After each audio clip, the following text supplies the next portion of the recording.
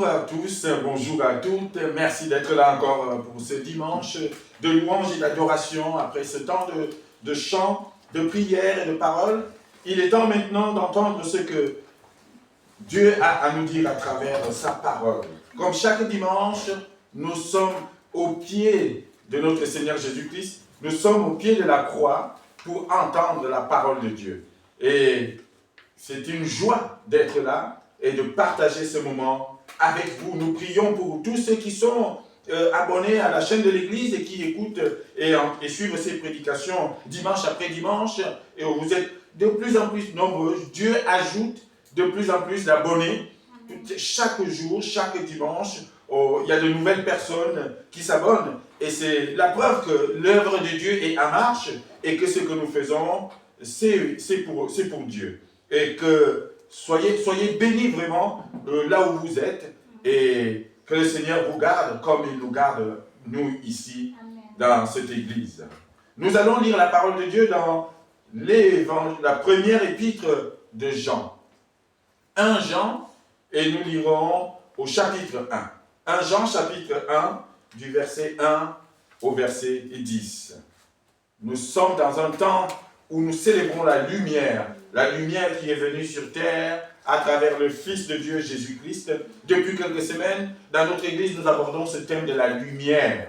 Et encore ce matin, Dieu met sa lumière sur nous. Dieu veut que nous parlions encore de cette lumière. À travers cette première épître de Jean, nous abordons encore le thème de la lumière. Et ce que Jean nous dit, et c'est le titre de ce message, c'est un titre que nous connaissons et que nous avons l'habitude de dire, de répéter. Dieu est lumière. C'est ce que l'apôtre Jean nous dit. Dieu est lumière. Et souvent, quand on le dit, on ne se rend pas compte de l'impact que cela peut avoir. Et le but ce matin, c'est de montrer que cette vérité, que Dieu est lumière, a véritablement un impact dans nos vies. Et cette lumière et cette vérité est de nature à transformer nos vies. À transformer ta vie. Si Dieu est lumière, que fais-tu de cette lumière? Il faut que la lumière de Dieu puisse nous transformer. Et c'est pour ça qu'il est lumière. Jean a été impacté dans sa vie par cette scène qu'il a vécue sur la montagne, avec Jacques, avec Pierre, avec Jésus, la scène de la transfiguration. Ça, c'est quelque chose qui a impacté Jean et qui l'a marqué à vie. Et dans ces Écritures, nous revoyons toujours jaillir cette lumière, cette vision qu'il a vue de Jésus, comme il n'avait jamais vu. Le visage de Jésus, tout d'un coup, s'est transformé.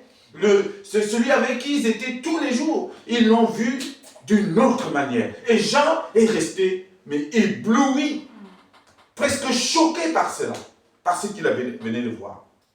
La lumière sur le visage du Christ. Et cela se transcrit et transpire dans les Écritures de Jean. La lumière.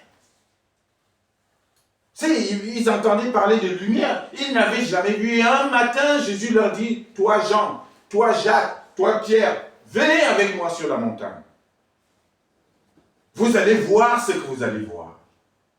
Et ces trois personnages, ces trois disciples, ont vécu quelque chose d'énorme. La Bible nous dit, ils sont tombés par terre, comme éblouis, en voyant le visage de Christ, transfiguré. Waouh! La lumière de Dieu. Je vous assure, la lumière de Dieu, c'est quelque chose d'impactant. Et ma prière, c'est que cette lumière nous envahisse et nous touche, nous bouscule, nous transforme. Et quand ils sont redescendus de cette montagne, ce n'était plus les mêmes. Et Jésus leur dit, alors qu'ils sont en train de descendre, ce que vous venez de voir, ne dites à personne pour l'instant.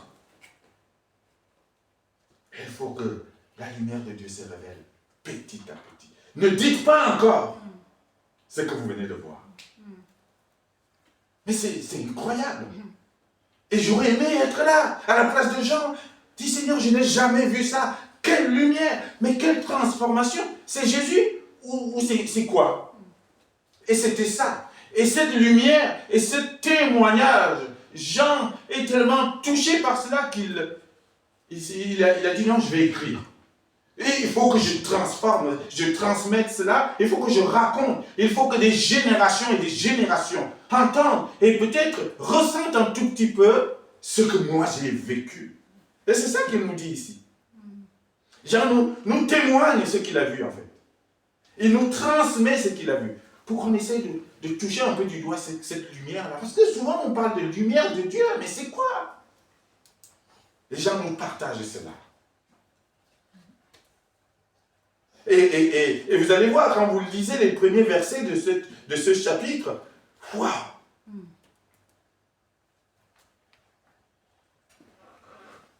Et donc, le but ce matin, à travers ce message, Dieu est lumière, c'est de dire que la lumière de Dieu est venue non seulement pour éclairer nos chemins, bien-aimés en Christ, non, et c'est le but du message ce matin. La lumière de Dieu est venue non seulement pour éclairer nos chemins,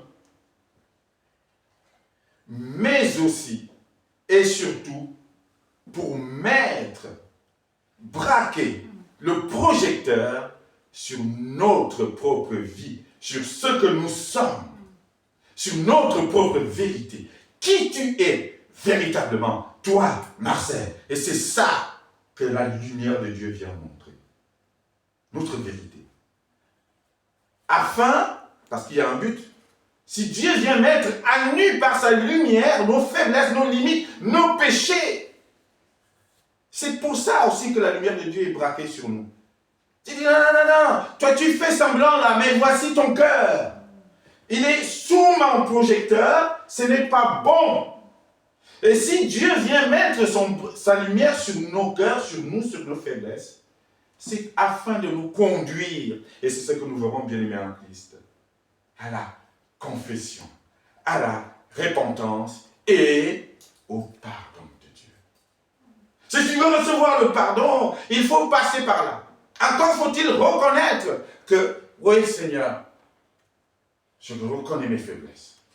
Je sais que à tel ou tel niveau, je ne suis pas bon. Alors, une fois que tu as cette attitude-là de confession, parce que la lumière de Dieu s'est braquée sur ta faiblesse, Dieu se fera un plaisir de venir et de t'accorder ton pardon. Le problème des hommes, et notre problème c'est que nous fermons le cœur à la lumière de Dieu et nous refusons de reconnaître ce que sa lumière révèle sur nous. Sa lumière, c'est un révélateur de vérité. La lumière de Dieu sur nous, sur notre cœur, révèle ce que nous sommes véritablement. Il passe le scanner. Ne résiste pas au scanner de Dieu qui passe sur toi. Il te dit, voilà ce que tu dois travailler. Voilà ce qui n'est pas bon. Voilà ce qui n'est pas bien. Alors, est-ce que tu le reconnais? Est-ce que tu l'acceptes? Oui, Seigneur, je reconnais cette faiblesse. Alors, je viens te soigner. Alors seulement, je viens te transformer. Voilà pourquoi, bien-aimés en Christ, parfois on a l'impression qu'on prie tous les jours. On demande à Dieu, Seigneur, aide-moi sur telle ou telle faiblesse, et on retombe, et on retombe, et on retombe toujours dans les mêmes trucs. Pourquoi? Parce que notre cœur n'a pas accepté ce que la vérité de la lumière de Dieu vient dire sur nous-mêmes. Alors Dieu dit, écoute, tant que tu n'acceptes pas, tant que tu ne reconnais pas que tu as besoin d'être transformé à tel ou tel niveau, moi je ne viendrai pas. Alors voilà pourquoi on lutte avec nos péchés chaque jour. Oh, que Dieu nous aide à ouvrir le cœur à sa lumière, à dire oui Seigneur, passe-moi le scanner. C'est ce que le psaume dit. Le psalmiste du psaume 139 dit, Seigneur, sonde-moi. Ça veut dire, passe le scanner dans mon cœur. Regarde. Si je suis sur une mauvaise voie, et conduis-moi sur la voie de l'éternité. Oh, David avait compris. Je ne suis pas parfait. Mais je veux que tu me sondes et tu me transformes. Et tu me changes. C'est Dieu qui te change. Encore faut-il que tu reconnaisses tes faiblesses. C'est ce que Jean veut nous dire ce matin à travers cette lumière. Alors lisons Jean chapitre 1 Jean, chapitre 1, versets 1 à 10. Voici ce qui est écrit. Jean est émerveillé par ce qu'il a vu. C'est hallucinant en fait. À chaque fois que je lis cette parole, j'ai la chair de poule. Ce qui était dès le commencement, ce que nous avons entendu, Jean était témoin. Ce que nous avons vu, il a vu. Il était là, sur cette montagne de la transfiguration. Il était là. Ce que nous avons vu de nos yeux, ce que nous avons contemplé et que nos mains ont touché concernant la parole de vie, et la vie a été manifestée, et nous l'avons vue, et nous lui rendons témoignage, et nous vous annonçons la vie éternelle qui était auprès du Père et qui nous a été manifestée. Ce que nous avons vu et entendu, nous vous l'annonçons à vous aussi, afin que vous aussi, vous soyez en communion. Que vous touchiez un tout petit peu ce que j'ai touché. Afin que vous aussi, vous soyez en communion avec nous. Or, notre communion est avec le Père et avec son Fils Jésus-Christ. Et nous écrivons ces choses afin que notre joie soit parfaite. Amen. Quelle est cette chose que Jean a vue? Quelle est cette nouvelle qu'il va nous annoncer? Verset 5. La nouvelle que nous avons apprise de lui et que nous vous annonçons, c'est que Dieu est lumière. Voilà ce que Jean veut nous dire. Dieu est lumière et qu'il n'y a point en lui de ténèbres. Si nous disons que nous sommes en communion avec lui et que nous marchions dans les ténèbres, nous mentons et nous ne pratiquons pas la vérité. Mais si nous marchons dans la lumière, comme il est lui-même dans la lumière, nous sommes mutuellement en communion. Et le sang de Jésus, son Fils, nous purifie de tout péché. Si nous disons que nous n'avons pas de péché, nous nous séduisons nous-mêmes et la vérité n'est point en nous. Si nous confessons nos péchés, il est fidèle et juste pour nous les pardonner et pour nous purifier de toute iniquité. Alléluia. Amen. Si nous disons que nous n'avons pas péché, nous le faisons menteur et sa parole n'est point en nous. Amen. Amen. Voilà ce que Dieu veut nous dire ce matin, bien-aimés en Christ, que nos cœurs s'ouvrent à sa parole et que nous acceptions d'être transformés par cette parole. Ce que Jean nous dit ici est tout simplement à tomber par terre. Dieu est lumière. Et c'est ça la première chose qu'il nous dit. Et Jean va puiser dès le commencement. Il dit ce qui était dès le commencement, ce qui était dès la Genèse. Et ce qu'il a entendu, ce qu'il a vu de ses propres yeux. Je vous ai parlé de cette scène de la transfiguration. C'est de cela qu'il parle. J'ai vu. J'ai vu ce que c'est que la lumière de Dieu à travers le visage de son Fils, Jésus-Christ, qui un jour s'est transformé jusqu'à ce que je suis tombé par terre. Et Jésus nous a relevés. Il dit, ne craignez pas, n'ayez pas peur. Levez-vous. Dieu est lumière. Et c'est la première chose. Dieu est totalement lumière et parfaitement lumière. Il n'y a aucune nombre en lui, aucune ténèbre en Dieu. Dieu est totalement dans la lumière, c'est-à-dire dans la transparence, dans la clarté. Et nous avons vu dimanche dernier qu'il nous accompagnait par sa colonne de nuée le jour et sa colonne de feu la nuit. Et c'était totalement la lumière de Dieu. Dieu est cette lumière permanente qui nous accompagne chaque jour. Et c'est une bonne nouvelle. Nous croyons à un Dieu lumière. Ce n'est pas le Dieu du monde. Ce n'est pas le Dieu des ténèbres. Ce n'est pas le Dieu de bling-bling. Je ne sais pas quel autre Dieu. Notre Dieu est lumière. Amen. Il se voit. Amen. Il agit. Amen. Il intervient. Nous l'entendons. Il parle à travers son Fils encore aujourd'hui. Dieu est lumière. C'est la première chose que nous pouvons dire ce matin. Pas les ténèbres en lui. Aucune ombre. Et c'est la nouvelle que Jean veut nous partager ce matin. Il dit, c'est ça que nous avons appris et c'est ce que nous vous annonçons aussi, afin que vous sachiez exactement qui est votre Dieu. Nous avons besoin de connaître qui est notre Dieu. Et le fait de dire que Dieu est lumière, ce n'est pas anodin, bien-aimé en Christ. Ce n'est pas juste pour dire une phrase comme parmi tant d'autres, Dieu est lumière, oui, et alors? On a envie de dire, et alors? Tu dois connaître ton Dieu, sa dimension de lumière, exceptionnelle et extraordinaire, pour justement te préparer à t'approcher de lui. Quand tu sais à quel point Dieu est lumière, tu vas faire attention à ce que tu fais. Tu vas dire, oh, ce Dieu-là, avec cette lumière, cette sainteté, cette clarté, je dois être clair. Je dois être vrai et lumière aussi. C'est ça. C'est pour ça que Jean annonce, nous le dit d'abord. Sachez que Dieu est lumière. Cela doit avoir donc des répercussions sur votre vie, sur votre façon d'être. C'est la première chose. Et la communion que nous avons avec Dieu, du coup, maintenant que nous savons qu'il est lumière, et la communion que nous avons avec lui, c'est une communion de lumière à lumière. Amen. Dieu est lumière. Alors, si je veux être en communion avec Dieu, vous voyez les conséquences de la suite, je dois être lumière. Je dois m'approcher de Dieu comme une lumière qui s'approche d'une autre lumière pour que ça donne, pour que ça impacte. Dieu, nous avons vu qu'il a séparé les ténèbres de la lumière.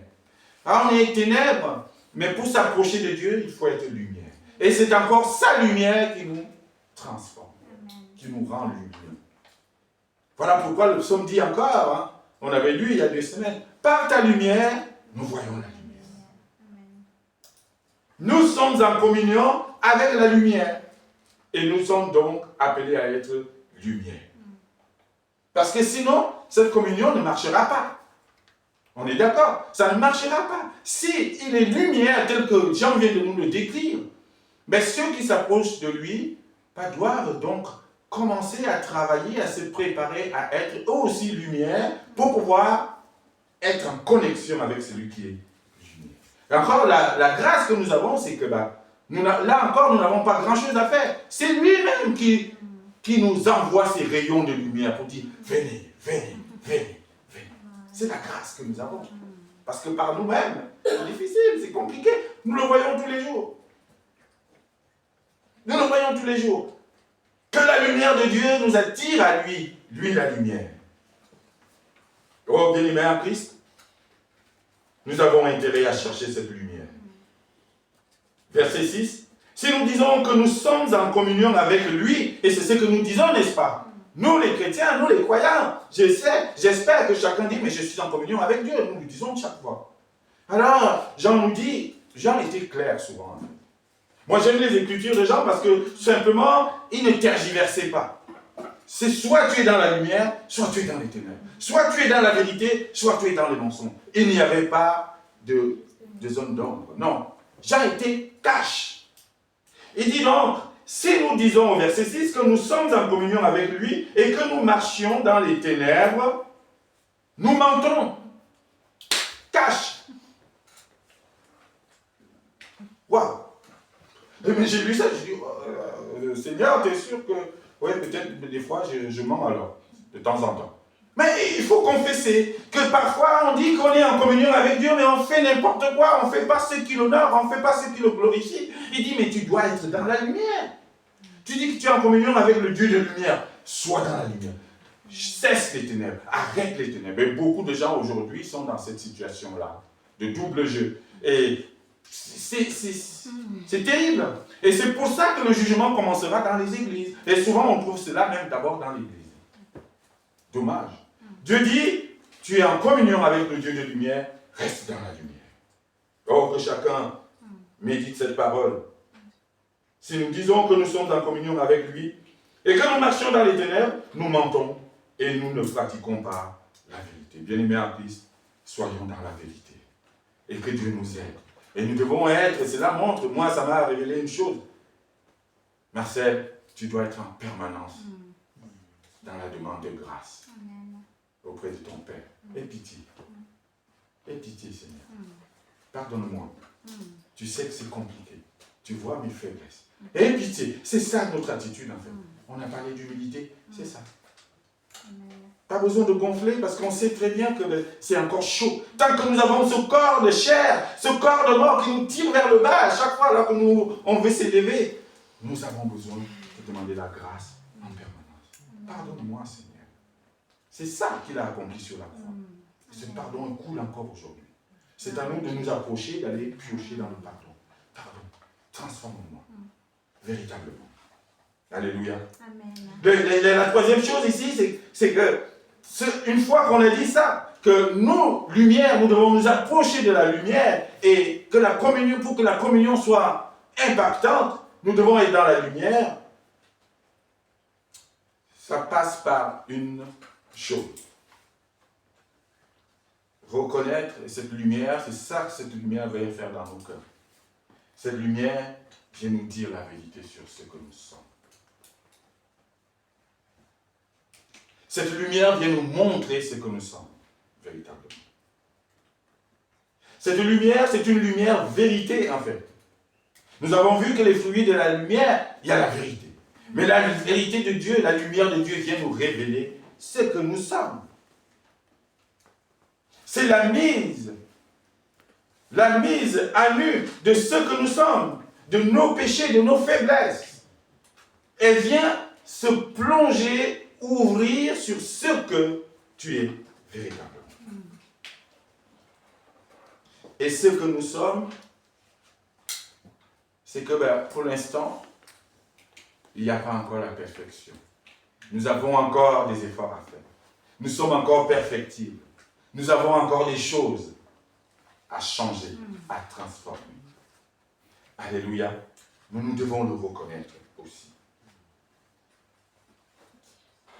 Si nous marchons, verset 7, dans la lumière, comme il est lui-même dans la lumière, nous sommes mutuellement en communion. Voilà comment on peut être en communion avec Dieu. C'est en marchant dans la lumière, comme lui-même est dans la lumière. Et dans ce cas-là, il nous dit, le sang de Jésus, son Fils, nous purifie de tout péché. Et le verset 8 nous met face à nous-mêmes. Souvent, on entend les gens dire, moi je ne pêche plus, moi je ne pêche pas, moi je n'ai plus de faiblesse, moi je suis ceci. Alors que la même personne qui te dit ça tombe dans une colère terrible. La même personne qui te dit ça, 2 minutes après, injurie. La même personne qui te dit ça, 2 minutes après, se met à faire n'importe quoi. Dieu veut tout simplement, Dieu connaît notre état. Il veut tout simplement que nous soyons humbles et que nous puissions être dans cette reconnaissance. Si nous disons que nous n'avons pas de péché, nous nous séduisons nous-mêmes.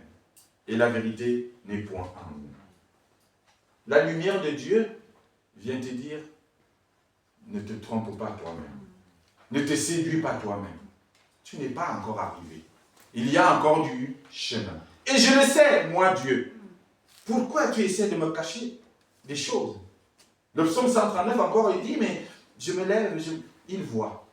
Je me couche, il voit. Tout ce que j'ai fait, même quand j'ai l'impression que je suis dans les ténèbres, là encore, sa lumière vient me trouver. Alors ça ne sert à rien de cacher. Dis simplement, oui Seigneur, tu vois tout. Ce que je te demande, c'est de me transformer. S'il te plaît, change-moi.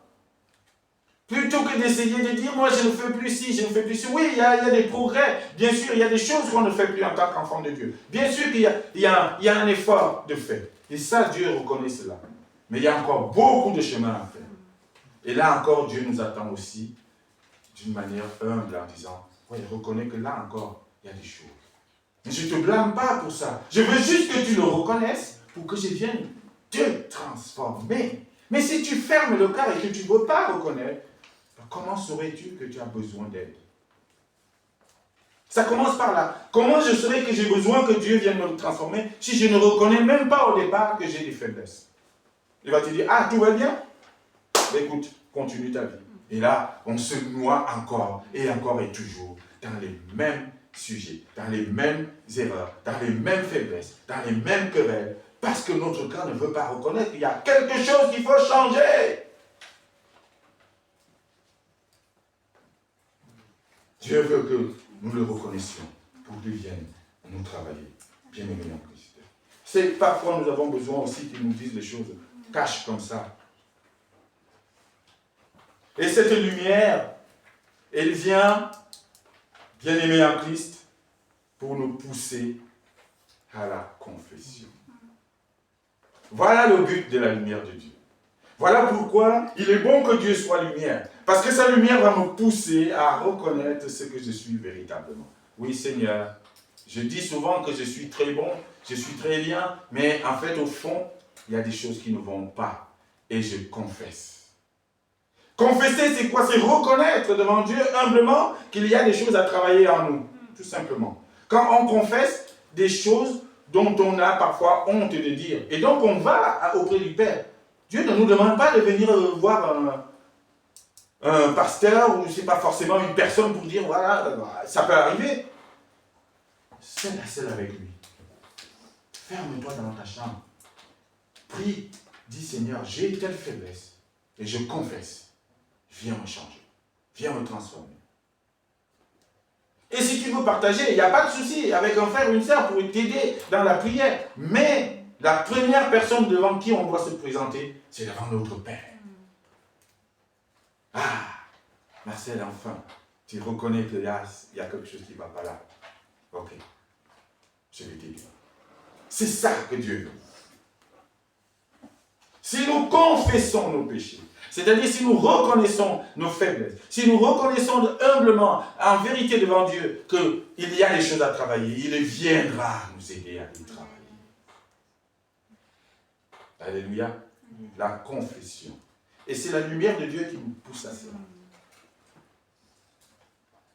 Qui nous convainc de pécher.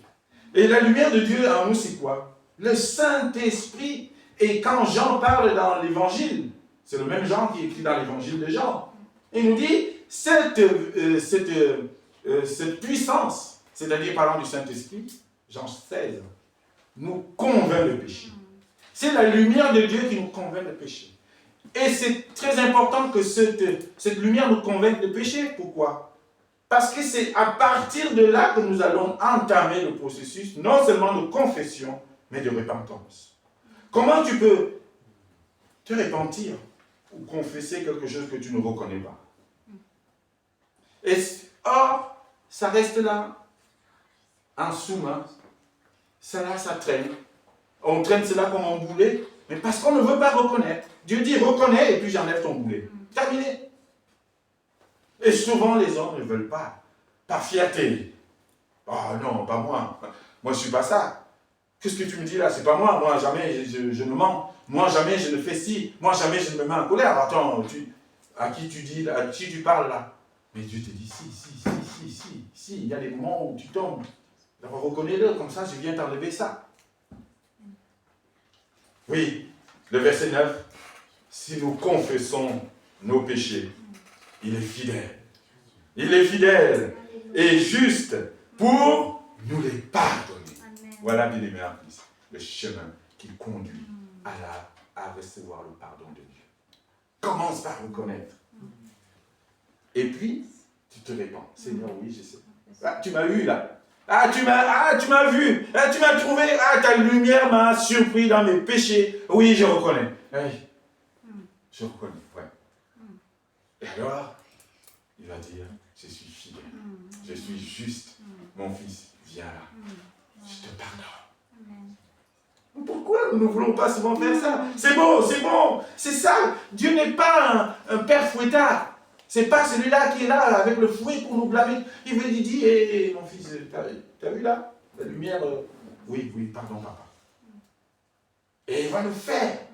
Il va prendre plaisir à te pardonner parce que c'est ça. David était l'homme selon le cœur de Dieu. Mais David, il a tué. David, il a commis l'adultère. David, il a fait des pires choses. Mais Dieu dit, c'est l'homme selon mon cœur. Pourquoi? Parce que David, lorsqu'il est tombé, lorsqu'il a péché, il a su reconnaître. Lisez le psaume 51. Son ami, le prophète Nathan est venu le voir et dit, oh mon ami, tant que tu caches ton péché, tes os se consument au fond de toi-même. Reconnais tes fautes devant Dieu et il viendra te délivrer. Et David s'était prosterné. Dit Seigneur, oui, j'ai fauté. J'ai fauté. Et Dieu lui a pardonné. Voilà, l'homme selon le cœur de Dieu. Ça ne veut pas dire l'homme qui ne pêche pas. Ça ne veut pas dire l'homme qui est parfait. Non, l'homme ou la femme selon le cœur de Dieu, c'est la femme ou l'homme qui est capable de reconnaître ses fautes, qui est capable de reconnaître son état de faiblesse, qui est capable de reconnaître que de temps en temps il chute et qu'il a besoin de la grâce de Dieu et qui va s'approcher du Père pour dire « Pardonne-moi, transforme-moi ». Confession. Confesse. Ne résiste pas. Et Dieu est fidèle. Il est juste. Et il viendra te pardonner et te purifier de toute iniquité. Amen. Alléluia. Gloire à Dieu. Oui, Dieu nous aime et il ne veut pas notre mort. Mais il veut juste que le pécheur reconnaisse, se répande, se convertisse et vienne à lui. Alléluia. C'est ça l'effet de sa lumière. Alors oui, sa lumière se manifeste à travers ce pardon. C'est ça aussi. À travers ce pardon, à travers la purification de nos péchés. Alors pour finir, bien-aimés en Christ, Jean nous fait une parole, le verset 10. Si, alors j'espère qu'on n'est pas dans ce si-là. Il dit, si nous disons que nous n'avons pas péché, ben alors nous faisons Dieu menteur. Ne fais pas Dieu menteur. Ne fais pas passer Dieu pour un menteur en disant que non, il y a beaucoup de pécheurs dans le monde, sauf moi. Non, le seul qui n'a pas péché, qui n'a pas commis une seule faute, c'est Jésus-Christ. Alors quand toi, homme, tu dis, je n'ai pas péché, tu fais Dieu menteur. Alléluia. Dieu veut que nous soyons des hommes et des femmes confessant, repentant. C'est ça, si nous voulons nous approcher de Dieu. Le royaume de Dieu est proche. Alors, Jésus ajoutait, répentez-vous. Et aujourd'hui, on a encore des résistants, des rebelles. Ah non, mais moi, non. Jamais moi, me prosterner devant Dieu, me mettre à genoux, quoi, je reconnais quoi, j'ai rien fait, je suis clean. Oui, continue à dire que tu es clean, tu risques d'être surpris au dernier jour. Alléluia. Que ce ne soit pas notre cas. Dieu nous accompagne dans nos faiblesses. Il connaît nos faiblesses. Et il nous accompagne. Voyez juste Dieu comme un père. Quel est le père qui va dire, le bon père qui va dire à son enfant, ouais, tu as commis une erreur, une faute, oh, c'est bon, je ne te reconnais plus, dehors. Non. Au contraire, tu vas dire, ah, mon fils t'a reconnu ça, ok, d'accord. Mais c'est pas bien. Mais je vais t'aider à ne plus retomber. C'est ça notre Dieu. Amen. Il est aimant, il est amour. Alors que Dieu nous aide et que sa lumière nous transforme. Amen. Amen.